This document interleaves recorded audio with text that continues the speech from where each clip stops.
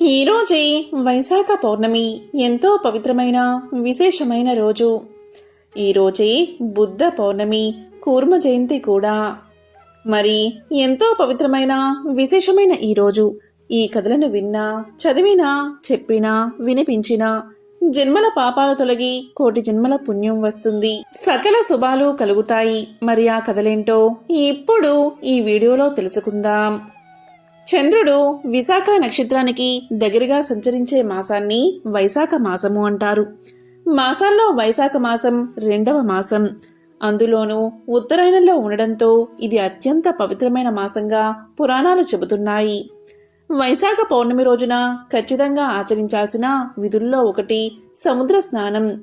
ఈ రోజు కరక్కాయను తీసుకువెళ్లి సముద్రంలో వేసి సముద్ర స్నానాన్ని ఆచరించడం వల్ల నరఘోష, నరగిష్టి తొలగిపోతుందని శాస్త్రాలు చెబుతున్నాయి. వైశాఖ పౌర్ణమి రోజు సిద్ధార్థుడు జన్మించడం, అదే వైశాఖ పౌర్ణమి రోజు ఆయనకు జ్ఞానం కలిగి బుద్ధుడిగా మారడం వల్ల ఇది బుద్ధ పూర్ణిమ అయిందని, ఆధ్యాత్మిక సాధకులకు, జ్ఞానప్రాప్తి పొందేవారికి, సాధువులకు ఇది అత్యంత పవిత్రమైన పౌర్ణమి అని పంచాంగకర్తలు చెబుతున్నారు.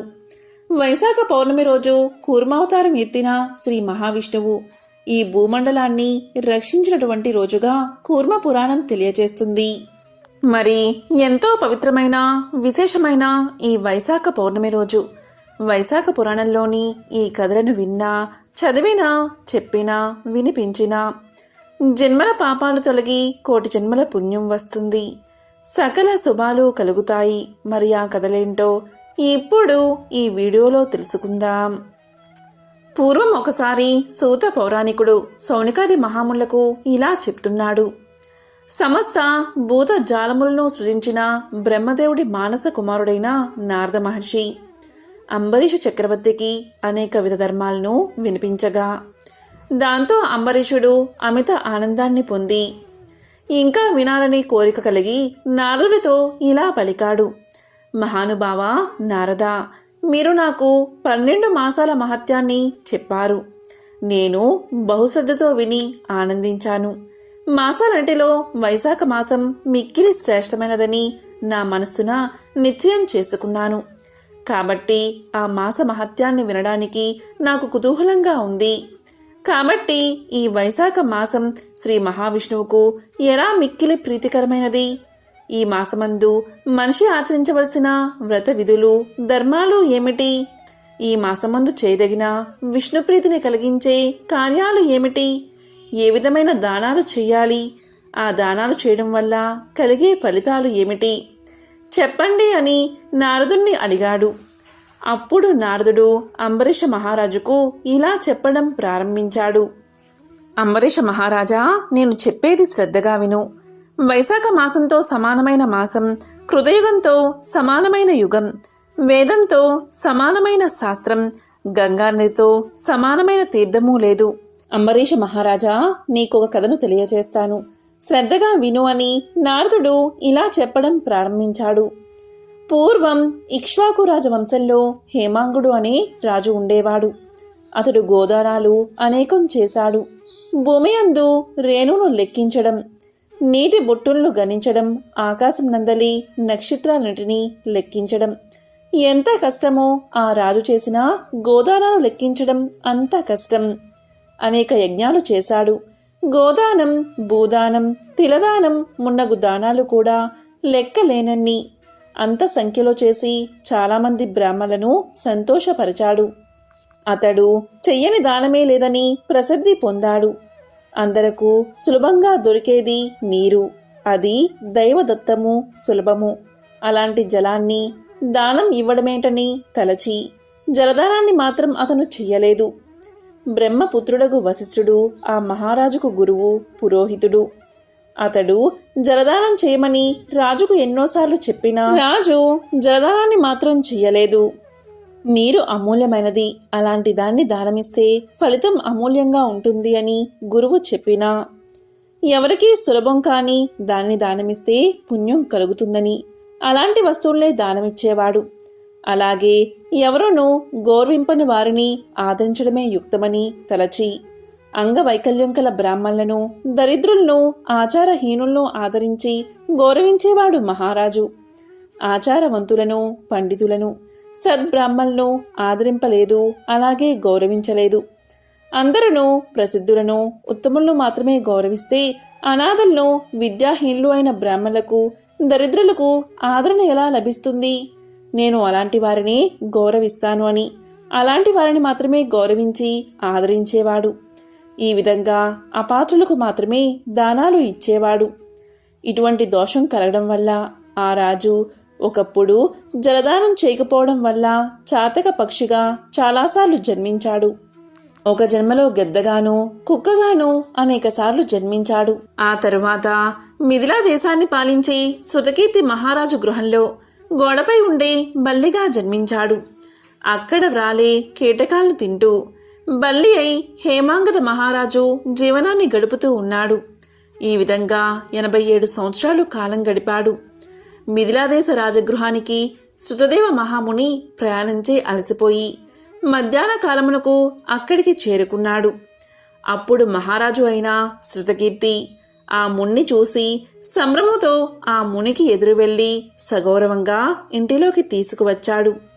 అతన్ని మధుపర్కము మున్నగు వానితో పూజించి అతని పాదాలు కడిగి ఆ నీటిని తన తలపై జల్లుకున్నాడు.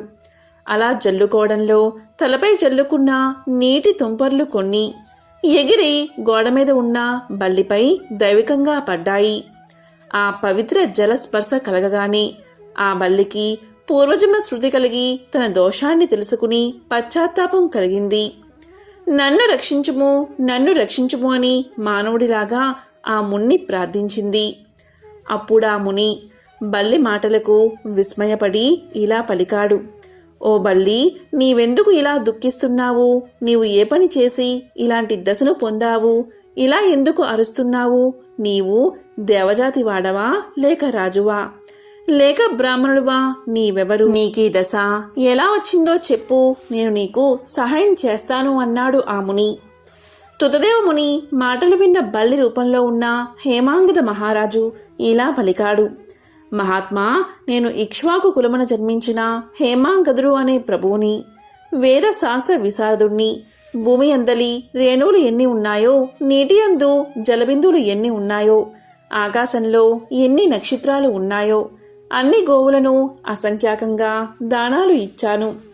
ఎన్నో యజ్ఞాలు చేశాను. చెరువులో మొదలైన వాటిని ఎన్నిటినో తవ్వించాను. సర్వ విధాలైన దానాలు ఎన్నో చేశాను. చెరువులో మున్నగ వాటిని తవ్వించాను. ధర్మంగా రాజ్యపాలన చేశాను. నేనెన్ని సత్కర్మలు ఆచరించినా ముమ్మారు చాతక పక్షిగా, గెద్దగా, 7 సార్లు కుక్కగా, ప్రస్తుతం బల్లిగా జన్మించాను. ఈ మహారాజు నీ పాదాలు కడిగిన పవిత్ర జలాన్ని తలపై చల్లుకుంటూ ఉండగా కొన్ని నీటి తుంపరలు నాపై పడి నాకు పూర్వజన్మ స్మరణ కలిగినది. నా పాపభారం తగ్గినట్లు అనిపిస్తుంది. కానీ నేనింకా 27 మార్లు బల్లిగా జన్మించవలసినట్లుగా నాకు తోస్తుంది. నాకీ విధమైన బల్లిగా జన్మ పరంపర ఎలా తొలగుతుంది అని భయం కలుగుతుంది. నేను చేసిన పాపమేమిటో, నాకీ జన్మ ఎందుకు కలిగిందో నాకు తెలియదు. దయవుంచి నాకీ జన్మలు కలగడానికి కారణమైన పాపమును, ఆ పాపం పోయే విధానాన్ని చెప్పగోరుతున్నాను అని ప్రార్థించింది బల్లి. అప్పుడు స్తుతదేవ మహాముని హేమాంగుదుని మాటలను తన దివ్య దృష్టితో పరిశీలించి ఇలా పలికాడు: రాజా, నీవు శ్రీ మహావిష్ణువుకు ప్రియమైన వైశాఖ మాసంలో జలాన్ని ఎవ్వరికీ దానం ఇవ్వలేదు.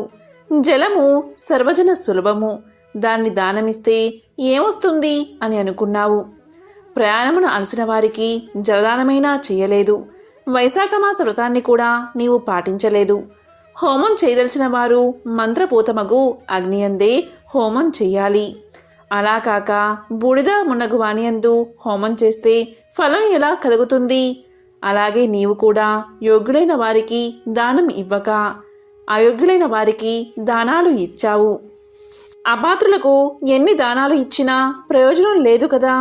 వైశాఖమాస వ్రతాన్ని చెయ్యలేదు, జలదానం చెయ్యలేదు. ఎంత ఏపుగా పెరిగినా సుగంధాది గుణాలున్న ముళ్ళుకల వృక్షాన్ని ఎవరు ఆదరిస్తారు? అలాంటి వృక్షం వల్ల ప్రయోజనం ఏమిటి? వృక్షాలలో రావి చెట్టు ప్రశస్తమైనది. అందువల్ల అది పూజకు అర్హమైనది. తులసి కూడా మిక్కిలి పవిత్రమైనదే.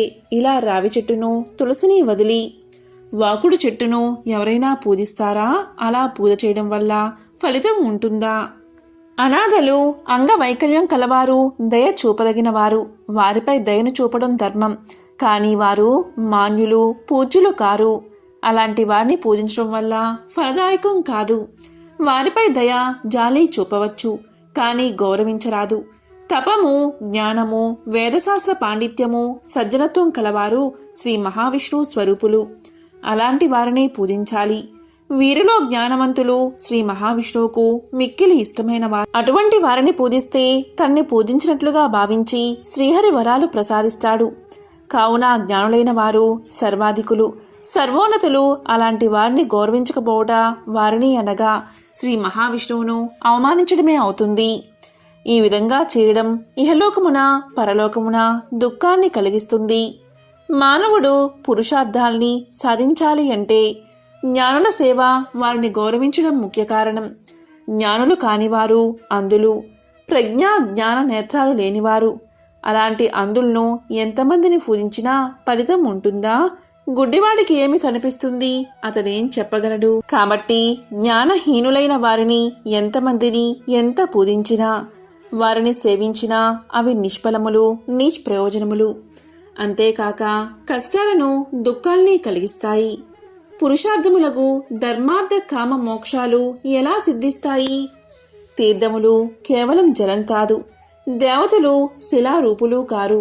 చిరకాలము తీర్థస్నానము, సేవ చేస్తే, శిలారూపంలో ఉన్న దైవాన్ని చిరకాలం పూజిస్తే వారి అనుగ్రహం కలుగుతుంది. కానీ జ్ఞానులైన సజ్జలను దర్శించినంతనే వారు ప్రసన్నులు అవుతారు, ఇష్ట ఫలప్రాప్తిని కలిగిస్తారు. కాబట్టి జ్ఞానులైన వారిని సేవిస్తే, వారి ఉపదేశాన్ని పాటిస్తే విషాదం ఉండదు, ఇష్టప్రాప్తిచే సంతోషం కలుగుతుంది. కాబట్టి హేమాంగద మహారాజా, నీవు వైశాఖ మాస వ్రతాన్ని ఆచరించలేదు, జలదానం చేయలేదు, జ్ఞానులైన వారిని సేవించలేదు. అందువల్లే నీకు ఇలాంటి దుర్గతి కలిగింది. నీకు ఈ వైశాఖ మాస వ్రతాన్ని ఆచరించి నేను సంపాదించిన పుణ్యాన్ని కొంత నీకిస్తాను. దీనివల్ల దుర్దశ సాధించడానికై భవిష్యత్ వర్తమాన కాలాల్లోని నీ పాపాలు, వాటి ఫలాన్ని పోగొట్టుకుని నీవు విజయాన్ని సాధిస్తావు అని పలికి శృతదేవ మహాముని నీటిని సృజించి బల్లి రూపంలో ఉన్న హేమాంగద మహారాజుకు తాను చేసిన వైశాఖమాస వ్రతంలోని కొన్ని రోజుల పుణ్యాన్ని దారపోశాడు. ఆ పుణ్య ఫలాన్ని పొందినంతనే హేమాంగద మహారాజు బల్లి రూపాన్ని వదిలిపెట్టి దివ్య రూపాన్ని పొందాడు. శృతకీర్తి మహారాజుకు శృతదేవ మహామునికి నమస్కారం చేసి వారి అనుజ్ఞతో శ్రీహరి పంపిన దివ్య విమానమెక్కి పుణ్యలోకాలకి చేరుకున్నాడు. దేవతలందరూ హేమాంగదుని అదృష్టానికి ఎంతగానో మెచ్చుకున్నారు. హేమాంగదుడు పుణ్యలోకంలో 10,000 సంవత్సరాలు గడిపాడు. దివ్యలోక భోగాలు అనుభవించాడు. అటు తర్వాత ఇక్ష్వాకు కులంలో కాకుత్స మహారాజుగా జన్మించాడు. 7 ద్వీపాల భూమిని సజ్జనులు, జ్ఞానులు మెచ్చినట్లు పరిపాలించాడు. శ్రీ మహావిష్ణువు అంశను పొంది ఇంద్రుడికి స్నేహితుడు అయ్యాడు. కులగురువైన వశిష్ఠ మహాముని ఉపదేశాన్ని పాటించాడు. వైశాఖమాస వ్రతాన్ని సంపూర్ణంగా ఆచరించాడు. అందు చేయవలసిన దాన ధర్మాలటిని శ్రద్ధాభక్తులతో చేశాడు. సర్వ పాపాలను పోగొట్టుకున్నాడు. దివ్య జ్ఞానాన్ని పొందాడు. శ్రీ మహావిష్ణువు యొక్క సాయుధ్యాన్ని పొందాడు. కాబట్టి వైశాఖమాస వ్రతం సర్వ పాపహరం, అనంత పుణ్యప్రదం. ప్రతి మనిషి వైశాఖమాస వ్రతాన్ని, వ్రతాంగములకు దాన ధర్మాల్లో పాటించి శ్రీహరి అనుగ్రహాన్ని పొందాలి అని నారదుడు అంబరీషుడుకు వైశాఖ మాస వ్రత విశిష్టతను వివరించాడు. ఇలా వివరిస్తూ గృహగోధిక వృత్తాంతాన్ని వివరించాడు. నారాయణం నమస్కృత్య నరం చైవ నరోత్తమం దేవీం సరస్వతీం వ్యాసం తతో జయ ముదీరయేత్. ఒకానొక సమయంలో శృతదేవ మహాముని శృతకీర్తి మహారాజుకు ఇలా చెప్తున్నాడు. మహారాజా, నేను చెప్పేది శ్రద్ధగా విను.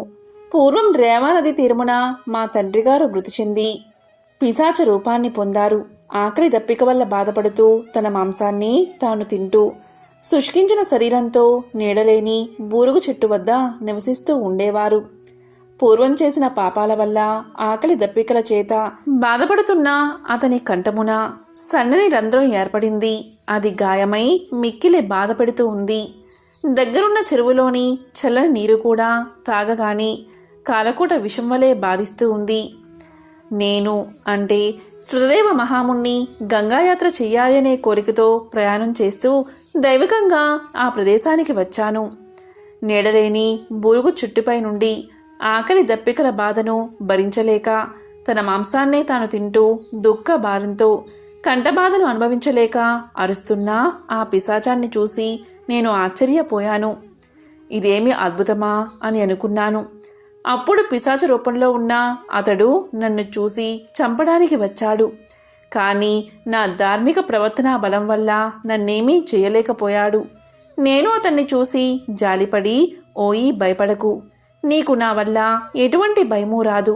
అసలు నీవెవరు? నీకు ఇలాంటి బాధ కలగడానికి కారణం ఏమిటి? వెంటనే చెప్పు. నిన్నీ కష్టం నుండి నేను విడిపిస్తాను అని పలికాను. నేను అతని పుత్రుడని అతడు గుర్తించలేదు. నేను కూడా నా తండ్రి అని గుర్తించలేకపోయాను. అప్పుడు పిశాచ రూపంలో ఉన్న అతను ఇలా పలికాడు. నేను భూవరము అనే పట్టణమున నివసించే మైత్రుడు అనే వాడిని, సంకృతి గోత్రం వాడిని, అన్ని విద్యలు నేర్చిన వాడిని, అన్ని తీర్థాలయందు స్నానం చేసిన వాడిని, సర్వదేవతలను సేవించిన వాడిని. కానీ నేను వైశాఖ మాసంలో కూడా అన్నదానం ఎవరికీ చేయలేదు. లోభంతో ఉండేవాడిని. అకాలంలో వచ్చిన వారికి భిక్ష అయినా ఇవ్వలేదు. కాబట్టే నాకీ పిశాచ రూపం వచ్చింది. ఇదే నా ఈ దురవస్థకు కారణం. శృతదేవుడు అనే పుత్రుడు ఉన్నాడు నాకు. అతడు ప్రసిద్ధి కలవాడు. వైశాఖమున కూడా అన్నదానం చేయకపోవడం వల్ల నేను ఇలాంటి పిశాచ రూపాన్ని పొందాను. ఇలా బాధపడుతున్నాను అని నీవు అతనికి చెప్పు. నీ తండ్రి నర్మదా తీరమున పిశాచమై ఉన్నాడు. సద్గతిని పొందలేదు. బూరుగు చెట్టుపై ఉన్నాడు. తన మాంసాన్ని తానే తింటూ బాధపడుతూ ఉన్నాడని చెప్పు. వైశాఖ మాసమున వ్రతాన్ని పాటిస్తూ నాకు జలతర్పణమిచ్చి సద్బ్రాహ్మణుడుకు అన్నదానం చేస్తే నేను ఈ బాధ నుంచి విడిపోయి శ్రీ మహావిష్ణువు సాన్నిధ్యాన్ని పొందుతానని చెప్పు. కాబట్టి ఈ విధంగా చేయమని అతనికి చెప్పు. నా యందు దయ ఉంచి నాకీ సహాయం చెయ్యి. నీకు సర్వశుభాలు కలుగుతాయని ఆ పిశాచ రూపంలో ఉన్న నా తండ్రి పలకగా, అప్పుడు నేను నా తండ్రిని గుర్తించి అతని పాదాలకు నమస్కారం చేసి దుఃఖంతో నన్ను నేను నిందించుకున్నాను, కన్నీరు పెట్టాను. ఇలా పలికాను. తండ్రి, నేనే శృతదేవుణ్ణి, దైవకంగా ఇక్కడకు వచ్చినవాడిని. తండ్రి, ఎన్ని కర్మలు చేసినా పితృదేవతలకు సద్గతి కలగకపోతే ఆ కర్మాలన్నీ వ్యర్థమే కదా, నిరర్ధకం. నీకీ బాధ నుండి విముక్తి కలగడానికి నేనేం చెయ్యాలో చెప్పు అని అన్నాను. అప్పుడు నా తండ్రి నన్ను గుర్తించి మరింత దుఃఖించాడు. కొంతసేపటికి ఊరడిల్లి మనసు కుదుటపరుచుకుని ఇలా పలికాడు. నాయనా, నీవు తలిచిన యాత్రను పూర్తి చేసుకుని ఇంటికి రా. సూర్యుడు మేషరాశి యందు ఉండగా వైశాఖ పూజను చేసి అన్నాన్ని శ్రీ మహావిష్ణువుకు నివేదించి ఉత్తమ బ్రాహ్మణుడికి దానమివ్వు. అందువల్ల నాకే కాదు, మన వంశంలో ఉన్నవారందరికీ ముక్తి కలుగుతుంది. కాబట్టి అలా చేయమని చెప్పాడు. కాబట్టి నేను నా తండ్రి ఆజ్ఞ ప్రకారం యాత్రలు చేసి ఇంటికి తిరిగి వచ్చాను. మాధవుడికి ప్రీతికరమైన వైశాఖ మాసంలో వైశాఖ వ్రతాన్ని చేస్తూ నా తండ్రి చెప్పినట్లుగా శ్రీ మహావిష్ణువును పూజించి నివేదించిన అన్నాన్ని సద్బ్రాహ్మణుడుకు దానమిచ్చాను. అందువల్ల నా తండ్రి పిశాచ రూపం నుండి విముక్తుడై నా యొద్దకు వచ్చి నా పితృభక్తికి మెచ్చి ఆశీర్వదించి దివ్య విమానమెక్కి విష్ణులోకానికి చేరుకుని శాశ్వత స్థితిని పొందాడు. కాబట్టి అన్నదానం అన్ని దానాల్లో ఉత్తమం. శాస్త్రాల యందు కూడా ఇదే చెప్పబడి ఉంది. ధర్మయుక్తమైనది, సర్వధర్మసారమే అన్నదానం. మహారాజా, ఇదే అన్నదానం యొక్క గొప్పతనమని శృతదేవుడు శృతకీర్తి మహారాజుకు చెప్పాడు అని నారద మహర్షి అంబరీష మహారాజుకు తెలియజేశాడు. వైశాఖ పూర్ణిమ ఎంతో విశిష్టమైన రోజు. దీన్నే మహావైశాఖి అంటారు. దీన్ని బుద్ధ పూర్ణిమ అనే పేరుతో పిలుస్తారు. ఈ పవిత్రమైన రోజున ఎలాంటి ఆధ్యాత్మిక పనులు చేసినా ఖచ్చితంగా విజయం సాధిస్తారని చాలామంది నమ్మకం. గౌతమ బుద్ధుడు భూమండల ప్రభువైన సనత్ కుమారుడు. పరమ గురువులని పరంపర మధ్య వారధిగా ఉంటారని, అందువల్లే వైశాఖ పూర్ణిమ బుద్ధ పూర్ణిమగా ప్రసిద్ధి చెందిందని పెద్దలు చెబుతారు. కాబట్టి ఎంతో విశేషమైన ఈరోజు బుద్ధ పూర్ణిమ రోజు, అలాగే కూర్మ జయంతి రోజు ఈ కథలు విన్నా, చదివినా, చెప్పినా, వినిపించినా జన్మల పాపాలు తొలగి కోటి జన్మల పుణ్యం వస్తుంది, సకల శుభాలు కలుగుతాయి. మరి ఆ కథలేంటో ఇప్పుడు ఈ వీడియోలో తెలుసుకుందాం. బుద్ధుడు అసలు పేరు గౌతమ సిద్ధార్థుడు. గౌతముడు ఒక చిన్న రాజ్యానికి యువరాజు. ఆయన పుట్టినప్పుడు ఒక యోగి జోస్యం చెప్పాడు. అదేంటి అంటే అతను అయితే ఒక గొప్ప సార్వభౌముడు అయినా అవుతాడు, లేదా ఒక గొప్ప తాపసి అయినా అవుతాడు అని. ఆయన ఈ జోస్యం చెప్పినప్పుడు గౌతముడి తండ్రి ఎంతో ఉత్సాహపడ్డాడు. ఆయనకు గౌతముడు గొప్ప తాపసి కావడం ఇష్టం లేదు. ఇతను గొప్ప సామ్రాట్ కావాలి అనుకున్నాడు. ఒకవేళ బాధను, దుఃఖాన్ని చూసినట్లయితే ఆయన ఒక తాపసిగా మారవచ్చు అనుకుని గౌతముణ్ణి ఎప్పుడూ విలాసాల్లో ముంచాడు. మంచి ఆహారం, బట్టలు, ఇంకా విలాసాలు. అతనికి 19 సంవత్సరాల వయసు వచ్చినప్పుడు తండ్రి ఆయనకు ఎంతో అందమైన యువతితో వివాహం జరిపించాడు. వారిని ఒక రాజభవనంలో మిగతా సమాజం నుంచి దూరంగా ఉంచాడు. అక్కడ కేవలం వినోదాలు, విలాసాలు మాత్రమే తప్ప ఇటువంటి బాధలు చూసే అవకాశమే లేదు. ఒకరోజు గౌతముడు నగరంలో సంచరించాలి అనుకున్నాడు. తన్ని సంచారానికి తీసుకువెళ్ళమని రథసారథిని ఆదేశించాడు. గౌతముడు అలా వెళ్తున్నప్పుడు ఒక వృద్ధుణ్ణి చూశాడు. అప్పటి వరకు తన జీవితంలో వృద్ధుల్ని ఆయన చూడలేదు. ఆయన తండ్రి వీటన్నిటి నుంచి ఆయన్ని సురక్షితంగా ఉంచాడు. ఇతనికి ఏమైంది అని సారథిని అడిగాడు గౌతముడు. అందుకు ఆ రథసారథి, ఆయన ఒక వృద్ధుడు అంతే అన్నాడు. ఇది ఎలా జరుగుతుంది అన్నాడు గౌతముడు. అందుకు రథసారథి, అందరూ ఏదో ఒక రోజు వృద్ధులవుతారు అన్నాడు. అప్పుడు గౌతముడు తన్ని తాను చూసుకున్నాడు. తను ఎంతో యవ్వనంలో ఉన్నాడు. ఏమిటి, నేను కూడానా అని అడిగాడు. దానికి రథసారథి సమాధానంగా, అవును, అందరికీ ముసలితనం వస్తుంది, ఎక్కువ కాలం జీవిస్తే ముసలివాళ్ళు అవుతారు అన్నాడు. అప్పుడు గౌతముడు, నేను కూడా ఆ విధంగా అవుతాను అని ఆయన ఒక వాస్తవం తెలుసుకున్నాడు. ఆ తర్వాత వీధిలో ఒక మనిషి పడుకుని ఉండడం చూశాడు. అతను ఏదో జబ్బుతో బాధపడుతున్నాడు, లేవలేకపోతున్నాడు, ఎంతో బాధలో ఉన్నాడు. అప్పుడు గౌతముడు, ఆగు, ఈ మనిషి ఎవరు, ఇతను ఏమి చేస్తున్నాడు అని అడిగాడు. దానికి రథసారథి ఇలా సమాధానం చెప్పాడు. ఓ, దురదృష్టవశాత్తు ఆయన అనారోగ్యంతో ఉన్నాడు అన్నాడు. అప్పుడు గౌతముడు దాని అర్థమేమిటి అని అడిగాడు. దానికి రథసారథి, శరీరం ఉంది కదా, అప్పుడప్పుడు దానికి అనారోగ్యం వస్తుంది, అది ఎవరికైనా జరగవచ్చు అన్నాడు. దానికి గౌతముడు, నేను యువరాజుని, నాకు కూడా అలా జరిగే అవకాశముందా అని అడిగాడు. దానికి రథసారథి, ఎవరికైనా అలా జరగవచ్చు అని సమాధానం చెప్పాడు. దానితో గౌతముడు, ఓ, నేను కూడా ఈ విధంగా కావచ్చు అని తెలుసుకున్నాడు. దీనితో ఆయన చాలా వ్యాకులపడ్డాడు. వాళ్ళు ఇంకొంచెం ముందుకు వెళ్ళిన తర్వాత అక్కడ దహన సంస్కారాలు జరగడం చూశాడు. కొందరు ఒక మృతదేహాన్ని మోసుకుని వెళ్తున్నారు. అప్పుడు గౌతముడు, అతనికి ఏమైంది అని అడిగాడు. ఓ, అతను చనిపోయాడు అంతే అన్నాడు రథసారథి. అంటే ఏమిటి అన్నాడు గౌతముడు. ఇది ఖచ్చితంగా అందరికీ జరిగే తీరుతుంది అన్నాడు రథసారథి.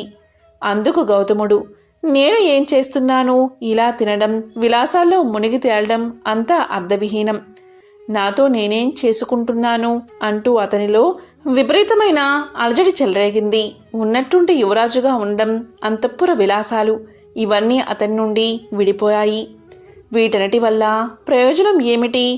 ఈ దేహం ముసలిది అయిపోవచ్చు, అనారోగ్యం పాలు కావచ్చు, ఖచ్చితంగా మరణం సంభవిస్తుంది. మరి నా జీవితాన్ని నేను ఈ విధంగా ఎందుకు సాగిస్తున్నాను అని ఆలోచించసాగాడు. కానీ అప్పటికే ఆయనకు ఒక పసిబిడ్డ ఉన్నాడు. ఎంతో ప్రేమించే భార్యను, ప్రియమైన బిడ్డను అతను వదల్లేకపోయాడు. తనలో తాను ఆయన ఎంతో ఘర్షణకు లోనయ్యాడు. అప్పటికి దాదాపుగా ఏడాది పైన 3 నెలలు గడిచాయి. ఆ పిల్లవాడికి 1.5 సంవత్సరం వయసు ఉన్నప్పుడు ఆయన ఇక ఆగలేకపోయాడు.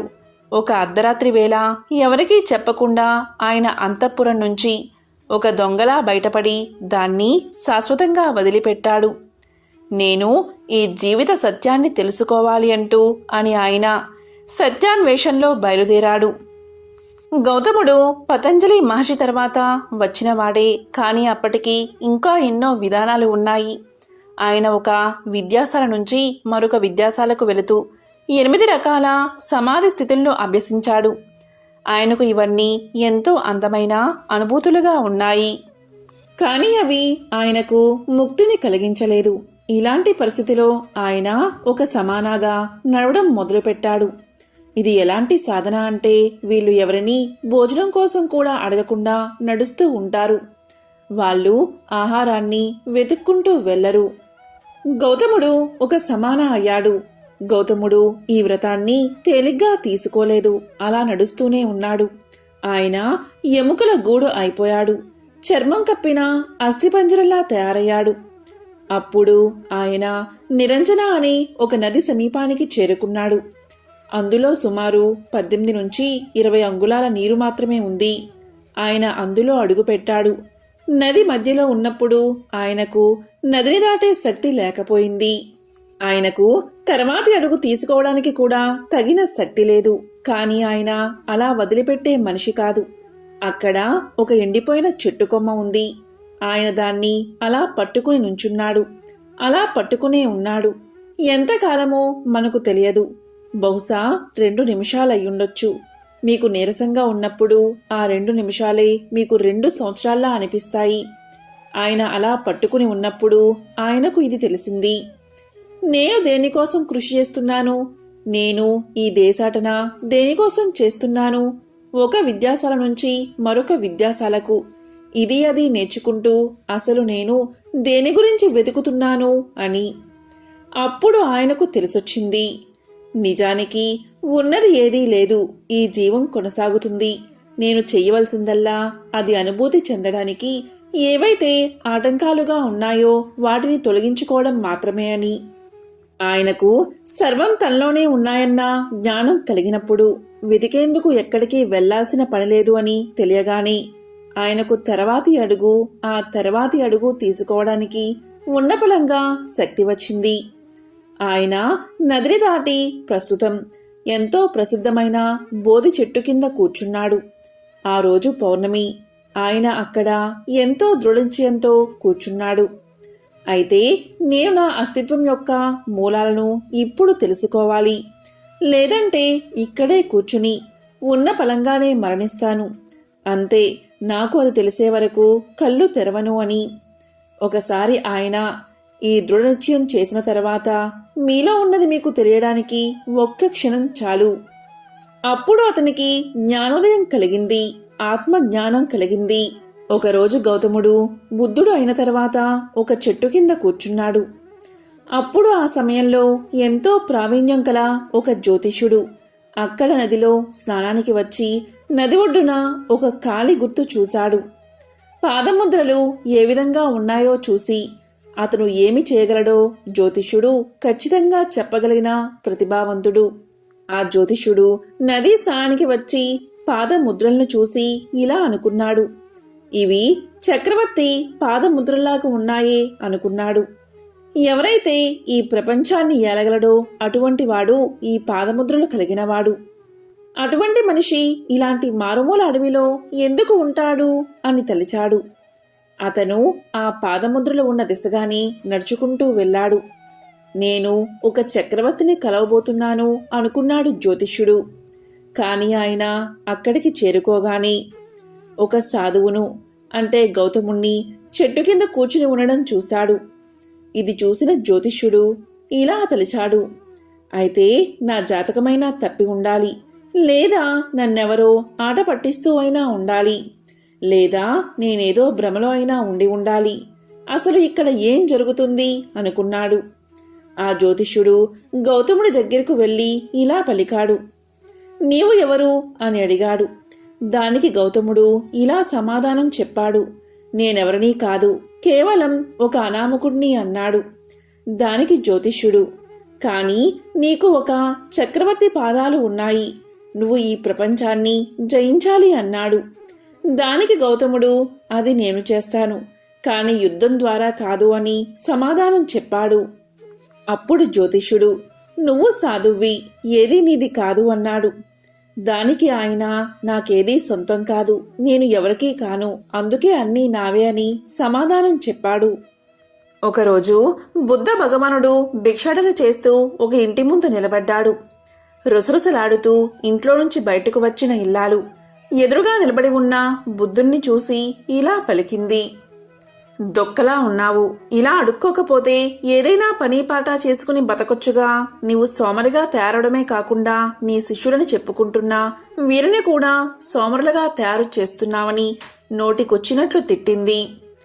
దీంతో భగవానుడు చిరునవ్వుతో ఆమె పౌరుషమైన మాటలను విన్నాడు, కాని ఏమీ అనలేదు. అయితే మరొకవైపు పట్టరాని కోపంతో ఊగిపోతున్న శిష్యుల్ని చూసి వారించాడు. తర్వాత గౌతముడు ప్రసన్న వదనంతో ఇలా పలికాడు, మాతా, చిన్న సంశయం, మీరు తీరుస్తారా అన్నాడు.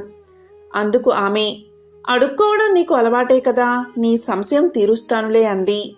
అప్పుడు బుద్ధుడు తన చేతిలోని భిక్ష పాత్రను చూపిస్తూ, తల్లి, నేను నీకు ఒక వస్తువును ఇచ్చినప్పుడు దాన్ని తిరస్కరిస్తే ఎవరికి చెందుతుంది అని ప్రశ్నించింది. అందుకు ఆమె, నేను తీసుకోకుండా తిరస్కరించాను కాబట్టి ఆ వస్తువు నీకే చెందుతుంది అని వేలాకోలంగా బదులిచ్చింది. అయితే తల్లి, నేను నీ తిట్లను స్వీకరించడం లేదనేసరికి ఆమె తన తప్పును తెలుసుకుని సిగ్గుతో తలదించుకుంది.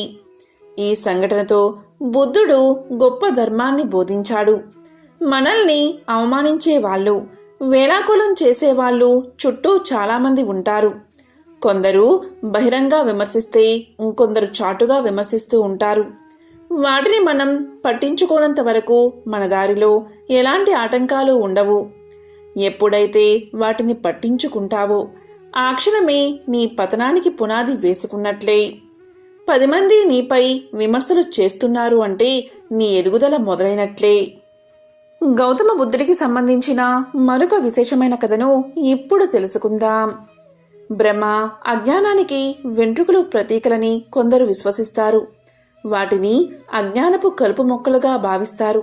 అందుకే తలపై వెంట్రుకలు లేకపోతే శరీరం, మెదడు స్వచ్ఛంగా ఉంటుందని నమ్ముతారు. అందుకే బుద్ధిజాన్ని పాటించేవారు తలపై వెంట్రుకలను ఎప్పటికప్పుడు తీసేయించుకుంటారు. చరిత్రను పరిశీలిస్తే గౌతమ బుద్ధుడి తలపై కూడా వెంట్రుకలు ఉండవు. తన రాజభవనాన్ని వీడే ముందు బుద్ధుడు వెంట్రుకలు తీసేయించుకోవడం చేయించుకున్నాడు, అంటే శిరోముండనం చేయించుకున్నాడు. మరి ప్రతి బుద్ధ విగ్రహం ఫోటోల్లో ఆయన తలపై వెంట్రుకల్లా రింగులు రింగులు కనిపిస్తుంది. ఆయనకు రింగుల జుట్టు ఉందేమో అన్నట్టుగా కనిపిస్తుంది. మొత్తం 108 రింగులు ఉంటాయి, కానీ అవి వెంట్రుకలు కావు. అయితే మరి ఆయన విగ్రహాలను, ఫోటోలను ఎందుకలా చూపిస్తున్నారు అనే ప్రశ్న మీకు తలెత్తుతుంది కదా. నిజానికి బుద్ధుడి తలపై ఉన్నది జుట్టు కాదు, చనిపోయిన 108 నత్తలు. దానికి సంబంధించిన ఒక విశేషమైన కథను ఇప్పుడు తెలుసుకుందాం. అత్యంత వేడిగా ఉన్న ఒకరోజు మధ్యాహ్న సమయంలో బుద్ధుడు చెట్టు కింద కూర్చుని ధ్యానం మొదలుపెట్టాడు. ధ్యానంలో మునిగిపోయి ఆయనకు సమయం తెలియలేదు. సమయం గడుస్తున్న కొద్దీ ఎండ ఆయన నడెత్తిపైకి వచ్చింది. ఆ సమయంలో అటువైపు వెళ్తున్న ఒక నత్త బుద్ధుణ్ణి చూసింది. తీవ్రమైన ఎండలో ఆయన కూర్చోవడాన్ని గమనించింది. సూర్యకిరణాల వల్ల ఆయన ఏకాగ్రత దెబ్బ తింటుందేమో అని ఆలోచించింది ఆ నత్త. వెంటనే మరో ఆలోచన లేకుండా బుద్ధుడి తలపైకి ఆ నత్త ఎక్కింది. శరీరంలోని జలంతో బుద్ధుడి తలను చల్లగా చేసింది. దాన్ని మరిన్ని నత్తలు అనుసరించాయి. అవన్నీ బుద్ధుడి తలపైకి చేరి ఆయనకు చల్లదనాన్ని కలిగించి ధ్యానానికి భంగం కలగకుండా చేశాయి. గంటల పాటు ఆ నత్తలు అలాగే బుద్ధుడి తలపైనే ఉన్నాయి. ఆయన ధ్యానం కొనసాగిస్తూనే ఉన్నాడు. అయితే సూర్యకిరణాలు మరింత వేడిగా మారడంతో నత్తలు తీవ్రంగా నీరసించిపోయాయి. వాటి శరీరాల్లోని నీటి శాతం మొత్తం పడిపోయింది. దీంతో ఒక్కొక్కటిగా మరణించాయి. ఆ తర్వాత సాయంత్రం బుద్ధుడు ధ్యానం విరమించే సమయానికి తలపై 108 నత్తలు చనిపోయి ఉన్నాయి. ధ్యానం నుంచి లేచాక ఆయన ఈ విషయాన్ని గుర్తించాడు. తన ధ్యానం కోసం నత్తలు ప్రాణాలు అర్పించాయి అనుకున్నాడు. బుద్ధుడి కోసం ప్రాణాలు అర్పించిన నత్తలను అమరులుగా గుర్తించి వాటిని గౌరవిస్తారు. అందుకే వాటి త్యాగాలను గుర్తు చేస్తూ తలపై నత్తలు ఉన్నట్టే బుద్ధుడి విగ్రహాలను, ఫోటోలను, చిత్రాలను తయారు చేస్తారు. ఒకనాడు భక్తులు పూలు తీసుకువచ్చారు. ఆ సమయంలో గౌతముడు ఎక్కడికో వెళ్ళాడు.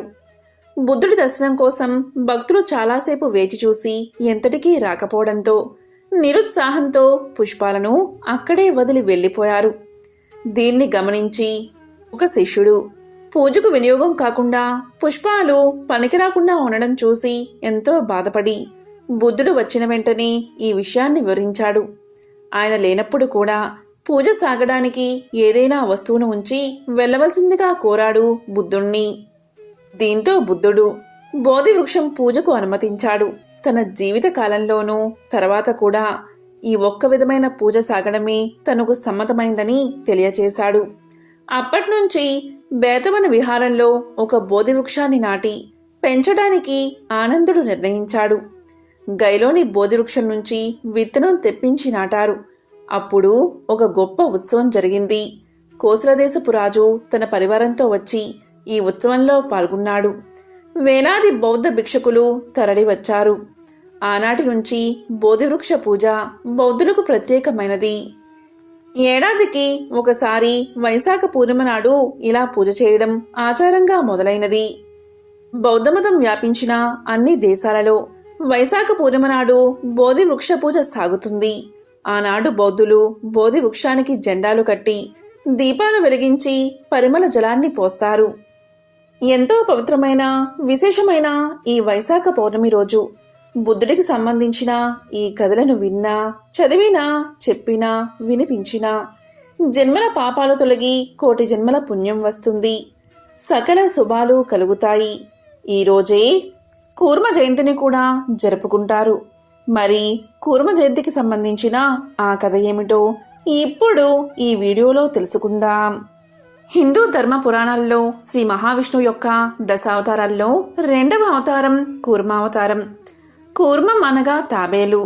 దేవదానవులు అమృతం కోసం పాలసముద్రాన్ని మదించడానికి మందర పర్వతాన్ని కవ్వంగా నిర్ణయించి పాలసముద్రంలో వేస్తే అది కాస్త ఆ బరువుకి పాలసముద్రంలో మునిగిపోతుంటే విష్ణుమూర్తి కూర్మావతారంలో దాన్ని భరిస్తాడు. ఇది కృతయుగంలో సంభవించిన అవతారం. ఒకసారి దేవేంద్రుడి ప్రవర్తనకు కోపగించిన దూర్వాస మహర్షి దేవతలు శక్తిహీనులు అవుతారు అని శపించాడు. అందువల్ల దానవుల చేతిలో దేవతలు పరాజయాన్ని పొందసాగారు. అప్పుడు దేవతలు విష్ణువుతో మొరపెట్టుకోగా సకల ఔషధాలకు నిలయమైన పాలకడిని చిలికి అమృతాన్ని సాధించండి అని విష్ణువు ఉపాయాన్ని ఉపదేశించాడు. అప్పుడు దేవతలు ఆ బృహత్ కార్యం కోసం అందుకు తమకంటే శక్తివంతులుగా ఉన్న దానవులతో సంధి కుదుర్చుకున్నారు. మందర పర్వతం కవ్వంగా, వాసుకి తాడుగా, క్షీర సముద్ర మదనం మొదలైనది. కాని మందరగిరి బరువుకి మునిగిపోసాగింది.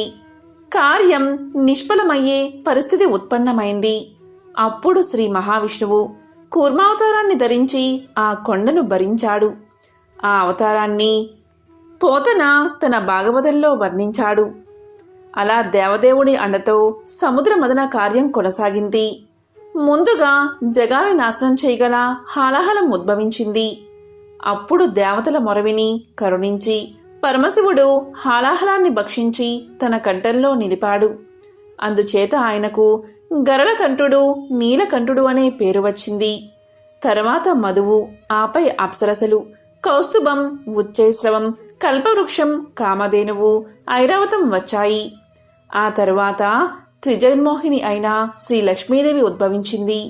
అప్పుడు సకల దేవతలు ఆమెను అర్చించి కీర్తించి కానుకలు సమర్పించుకున్నారు. ఆమె శ్రీ మహావిష్ణువును వరించింది. చివరకు ధన్వంతరి అమృత కలశాన్ని చేతబట్టుకుని బయటకు వచ్చాడు. తరువాత విష్ణువే మోహినిగా ఆ అమృతాన్ని దేవతలకు దక్కేలా చేశాడు. ఈ విధంగా నారాయణుడు కూర్మ రూపాన్ని దాల్చి సముద్రంలోకి మంద్రగిరి మునిగిపోకుండా చేశాడు. ఇలా ఉద్భవించిందే కూర్మావతారం. కూర్మావతారాన్ని కొలిచే ఆలయాలు దేశంలోనే కాదు, ప్రపంచంలోనే చాలా తక్కువ. కానీ ప్రపంచంలోని ఏకైక కూర్మ దేవాలయంగా చెప్పబడుతున్న పుణ్యక్షేత్రం శ్రీకూర్మం. అరుదైన శిల్పకళతో రూపుదిద్దిన ఈ ఆలయం శివకేశవ అభేదాన్ని సూచించే క్షేత్రంగా విరాజిల్లుతుంది.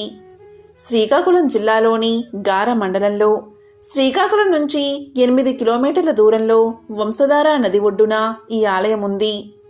కళింగ రాజైన అనంగ భీముడు కూర్మనాథస్వామి ఆలయాన్ని పునర్నిర్మించినట్లు చరిత్ర చెబుతుంది. కర్పూరేశ్వరుడు, హటకేశ్వరుడు, సుందేశ్వరుడు, కోటేశ్వరుడు, పాతాల సిద్ధేశ్వరుడు అనే 5 ఈశ్వరులు క్షేత్ర పాలకులుగా ఉన్న ఈ క్షేత్రం కళింగ రాజుల కాలంలో ఒక వెలుగు వెలిగిందని, కళింగ రాజుల కాలంలో అత్యంత విశిష్టతను చేకూర్చుందని చరిత్ర చెబుతుంది. కూర్మావతారుడు తన భక్తుని కోరికపై స్వయంగా వెలిసిన క్షేత్రమే శ్రీకూర్మం. కృతయుగంలో శ్వేతరాజు అతని భార్య వంశధారల తపస్సుకు, భక్తికి మెచ్చుకున్న కూర్మనాథుడు వారి కోరిక ప్రకారం ఈ క్షేత్రంలో పశ్చిమ ముఖంగా వెలిసారట. ఈ క్షేత్ర ప్రస్తావన కూర్మ, బ్రహ్మాండ, పద్మ పురాణాల్లో ఉంది. శ్రీరాముడు, బలరాముడు, జమదగ్ని మొదలైన పురాణ పురుషులెందరో ఈ క్షేత్రాన్ని దర్శించి స్వామిని ఆరాధించారని పురాణాలు చెబుతున్నాయి. ఎన్నో విశిష్టతలు కలిగిన ఈ ఆలయంలో శిల్ప సౌందర్యం అందరినీ ఆకట్టుకుంటుంది. మరే దేవాలయంలోనూ లేని విధంగా ఇక్కడ 2 ధ్వజస్తంభాలను ఈ ఆలయంలో చూడవచ్చు. ఈ స్తంభాలు 2 శివకేశవులకు ప్రతీకలుగా చెప్తారు. చెప్పడానికి ఇది వైష్ణవ క్షేత్రమే అయినా శివకేశవులకు చిహ్నాలుగా చెప్పే ఈ ధ్వజస్తంభాలు శివకేశవుల అభేద తత్వాన్ని సూచిస్తున్నాయి.